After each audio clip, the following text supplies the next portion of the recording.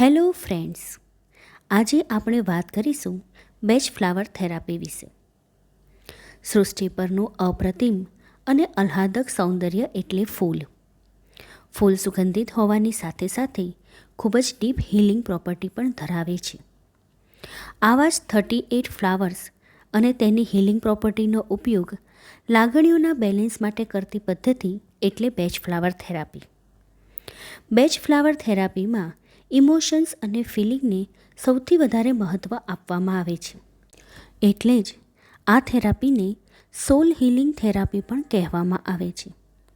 લાગણીઓનું અસંતુલન એ જ રોગોનું મૂળ હોય છે અને ખૂબ જ સૂક્ષ્મ માત્રામાં આપવામાં આવતી આ બેચ ફ્લાવર રેમેડીઝ લાગણીઓને સંતુલિત કરીને વ્યક્તિને હેલ્થ તરફ અગ્રેસર કરે છે.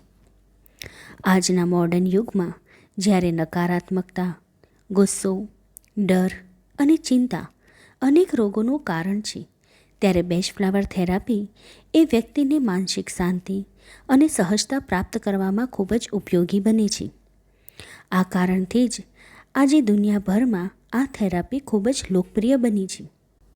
તો ચાલો આધ્યાત્મિકતા અને આધુનિકતાનું મિશ્રણ એવી આ બેચ ફ્લાવર થેરાપીથી પોતાને હીલ કરીને સંતુલિત લાગણીઓ સાથે વધારે હેપી અને હેલ્ધી જીવન તરફ અગ્રેસર થઈએ. ઓલવેઝ રિમેમ્બર, મન જાગે તો રોગ ભાગે. Thank you.